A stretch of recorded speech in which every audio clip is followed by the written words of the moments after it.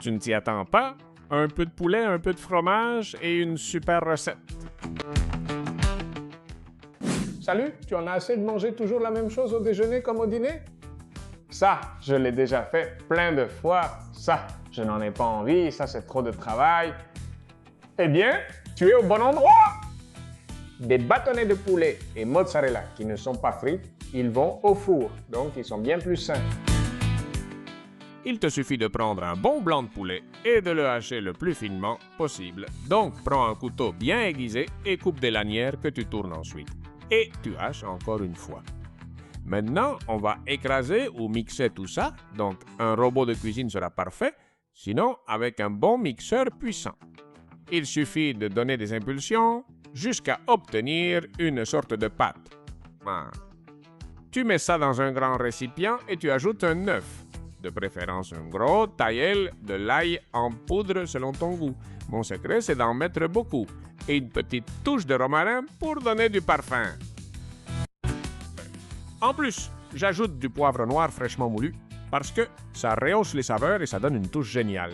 Et bien sûr, du sel à ton goût, ça c'est indispensable. Enfin, du fromage râpé, dans mon cas de la mozzarella, je trouve que ça va super bien, puis on passe au pétrissage.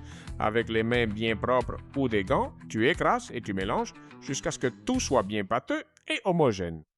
Ensuite, sur une plaque de cuisson recouverte de papier sulfurisé ou d'un tapis en silicone, tu formes une sorte de bâtonnet, de fingers ou de croquettes, appelle-les comme tu veux. De l'ensemble aussi.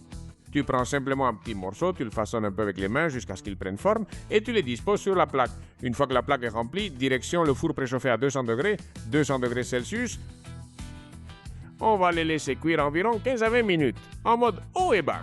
Et attention, il y a encore deux petites astuces. La première astuce, c'est qu'à mi-cuisson, tu les retournes. Comme ça, les jus se répartissent à nouveau et tout reste à l'intérieur, bien juteux et équilibré. Et une autre astuce, c'est que pour les 3 ou 4 dernières minutes, tu mets la plaque tout en haut pour qu'ils soient bien dorés. Quand tu veux aller. Quand tu vois qu'ils ont l'air appétissants, tu peux déjà les sortir et profiter. Car cette recette secrète n'a pas d'autres astuces. Facile, rapide et en un rien de temps à table. Si tu veux lui donner une touche spéciale, mets un peu de sauce au centre et une petite branche de persil pour ajouter de la couleur. Un plat incroyable. Regarde comme c'est beau, regarde comme c'est beau, regarde comme c'est beau. Un petit plat parfait accompagné d'une petite sauce et à savourer en famille en grignotant. Une recette facile, délicieuse, saine et amusante. J'espère que ça te donnera envie. Regarde à l'intérieur, comme c'est juteux, comme c'est simple. Délicieux, vraiment délicieux. Osez l'essayer. Je suis sûr que tu vas adorer. Et tant qu'on y est, donne-moi des idées. Quelle recette de poulet aimes-tu, toi? Dis-le-moi dans les commentaires ci-dessous.